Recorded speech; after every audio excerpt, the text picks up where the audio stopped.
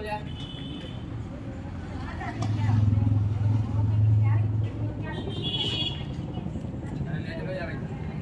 की सुबह होती है इतने सारे मेरे कपड़े धोने के बाद। कपड़े धोने के बाद मैं रेडी हो जाती हूँ पार्लर जाने के लिए। चलते चलते मैं देखती हूँ इतनी धूप में बाहर बच्चे ट्रक पे खेल रहे थे। आज इतनी तेज धूप थी, ऐसा लग रहा है कि मई जून जुलाई की गर्मी आ गई हूँ। इतनी तेज धूप थी, मुझसे तो चला भी नहीं जा रहा था। मैंने जाते जाते मैंने देखा कि एक लड़की रोजे में बेहोश हो गई थी। सब लोग उसको उठा रहे थे, पानी डाल रहे थे, बिल्कुल भी होश में नहीं आ रही थी, बिल्कुल बेहोश हो गई थी। उसको डॉक्टर के पास छोड़ के फिर मैं पार्लर आ गई।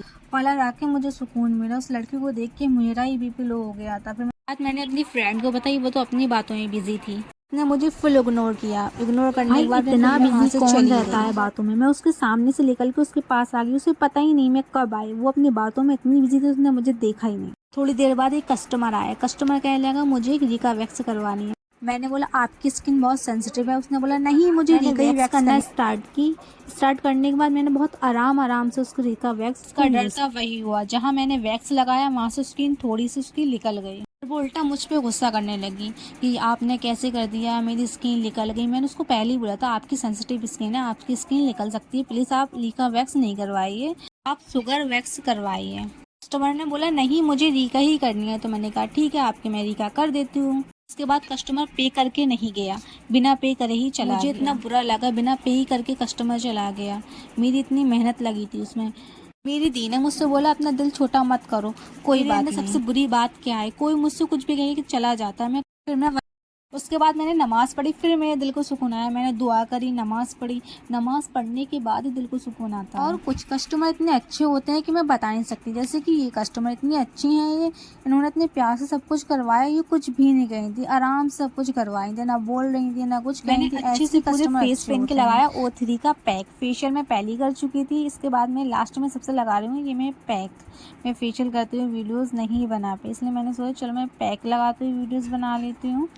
गाइस इतना टफ होता है काम करते करते वीडियोस बनाने की, मैं बता नहीं सकती। पता नहीं लोग कैसे मैनेज कर लेते हैं। वीडियोस भी बना रहे हैं, काम भी कर रहे हैं, अपना सब कुछ कर रहे हैं।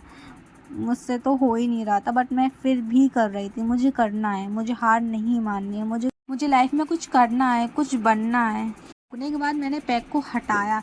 वैसे तो कभी भी मुझसे अच्छे से पैक नहीं हटता है। आज माशाल्लाह से इतने अच्छे से मुझसे पैक हटा है कि मैं बता नहीं सकती। मैं भी एकदम खुश हो गई। मैंने देखा वाह इतने अच्छे से पैक हटा, एक ही बार में हट गया। वैसे कभी एक बार मैंने एब्रो बनाना स्टार्ट किया।